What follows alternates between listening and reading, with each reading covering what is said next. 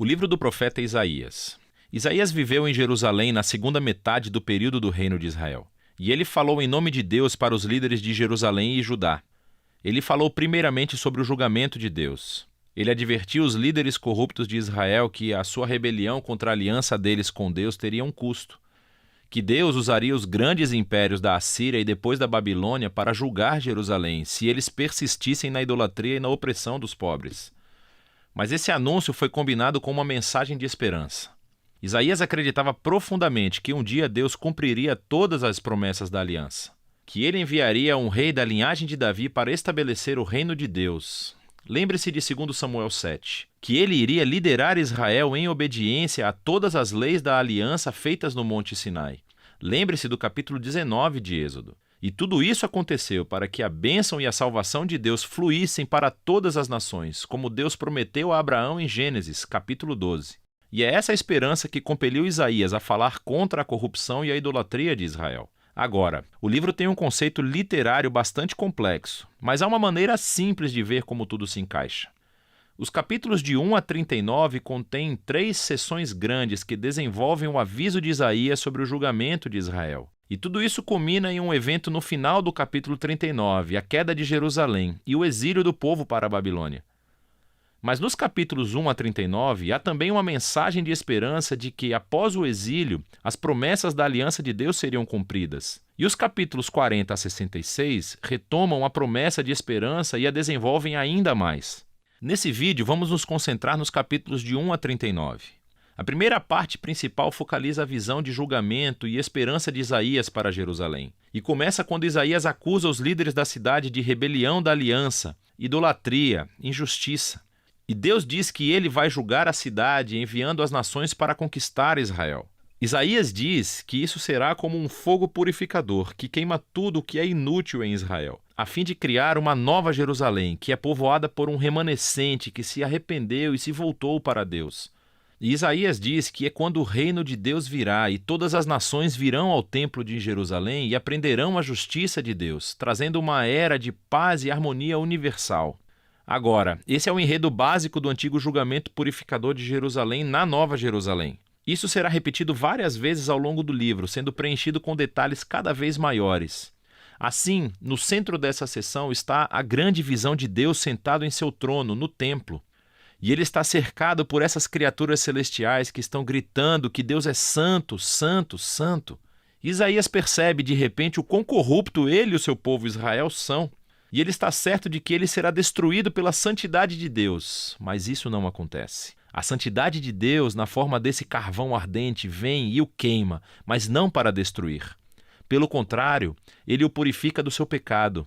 E à medida que Isaías pondera sobre essa experiência estranha, Deus o comissiona com uma tarefa muito difícil. Ele deve continuar anunciando esse julgamento vindouro. Mas como Israel chegou a um ponto sem retorno, as suas advertências terão um efeito paradoxal de endurecer o coração das pessoas. Mas Isaías deve confiar no plano de Deus.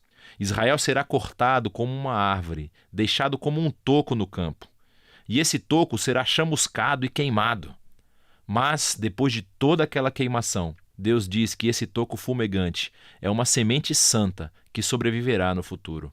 E é um pequeno sinal de esperança, mas quem ou o que é essa semente santa? O resto dessa sessão oferece uma resposta. Isaías confronta Acás, descendente de Davi e rei de Jerusalém, e anuncia a sua queda.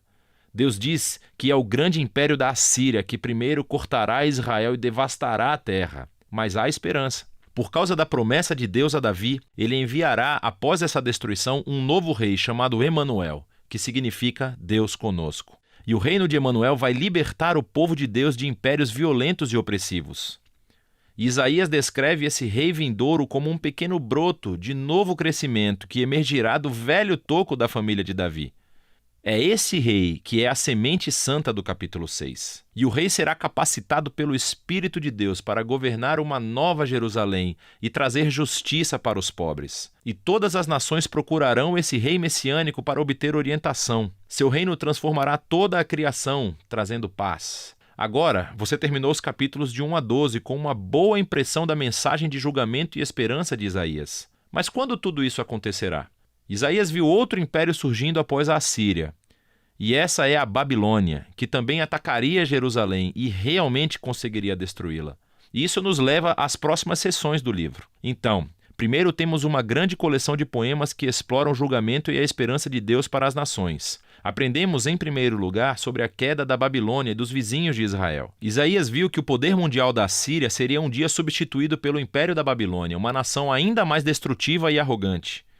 E os reis da Babilônia alegavam que eram maiores que todos os outros deuses, e assim Deus prometeu derrubar a Babilônia. E não apenas a Babilônia. Isaías prossegue listando os vizinhos de Israel, acusando-os do mesmo tipo de orgulho e injustiça, e prevê a sua derradeira ruína.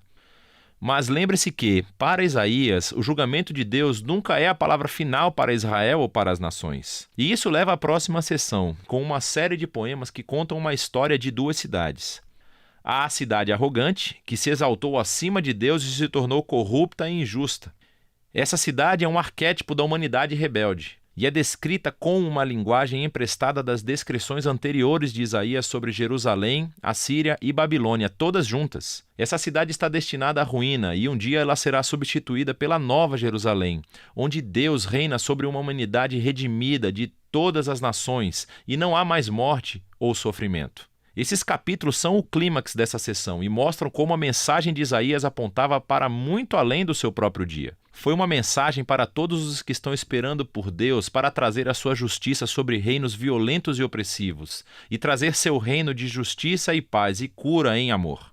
A sessão seguinte retorna o foco para a ascensão e queda de Jerusalém. E primeiro, encontramos um monte de poemas onde Isaías acusa os líderes de Jerusalém de se voltarem para o Egito em busca de proteção militar contra a Síria. Ele sabe que isso vai sair pela culatra, e Isaías diz que somente a confiança em seu Deus e o arrependimento podem salvar Israel agora, o que é ilustrado pela seguinte história sobre a ascensão de Ezequias, o rei de Jerusalém. Assim como Isaías previu, os exércitos assírios vêm e tentam atacar a cidade. E então Ezequias se humilha diante de Deus e ora pela libertação divina, e a cidade é miraculosamente salva da noite para o dia. Mas a ascensão de Ezequias é imediatamente seguida pela sua queda.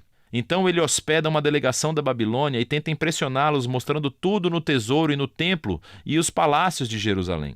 É claramente um esforço para fazer outra aliança política para obter sua proteção. Isaías ouve sobre isso e ele confronta Ezequias por sua loucura.